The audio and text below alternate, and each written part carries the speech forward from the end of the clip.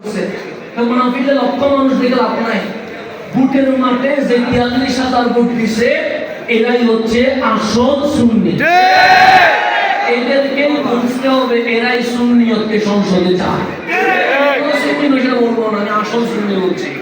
এখন আসেন সিদ্ধান্ত যেটা পর্যালোচনা যা হয়ে গেছে তা হয়ে গেছে, কিন্তু এই কর্মীগুলাকে কিভাবে মূল্যায়ন করবো? যে কর্মীগুলো চাকরি ছেড়ে দিয়ে মাঠে কাজ করেছে, এই কর্মীগুলোর কিভাবে মূল্যায়ন করবো? তার টিউশনি চলে যাবে জেনেও মোমবাতি করে স্লোগান দিয়েছে।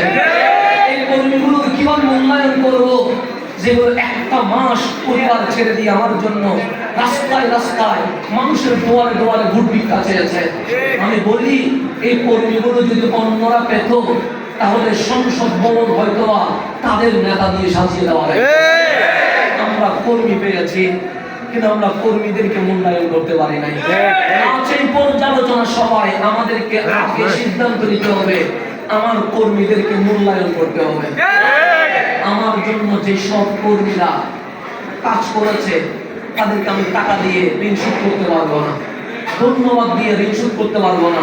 তো ওয়াদা করে গেলাম আমার ক্যাপাসিটি যতটুকু, যারা আমার জন্য কাজ করেছে তারা যদি মাহফিল চায় আমি ফ্রিতে মাহফিল করে দিয়ে দেবো। তাদের জন্য আমার দোয়ার 24 ঘন্টা খোলা থাকবে ইনশাআল্লাহ। তাদের জন্য আমার কোনো দাবি থাকবে না, যদি তারা দাবি করে সেই দাবি আমি পূরণ করতে পারবো ইনশাআল্লাহ। এটা হচ্ছে আমার কর্মীদের জন্য বার্তা। 2 নম্বর, আগামীতে মেয়র নির্বাচন হবে, চেয়ারম্যান নির্বাচন হবে, কাউন্সিলর নির্বাচন হবে, মেম্বার নির্বাচন হবে, উপজেলা নির্বাচন হবে। আগে আমাকে রেডি করতে হবে কয়জন চেয়ারম্যান বানাইতে পারলাম, কয়জন মেয়র বানাইতে পারলাম, কয়জন কাউন্সিলর বানাইতে পারলাম, কয়জন মেম্বার বানাইতে পারলাম। এগুলা যদি ঠিকভাবে বানাইতে পারি তাহলে লিডার আগে আগামীর এমপি সুন্নিদের হবে।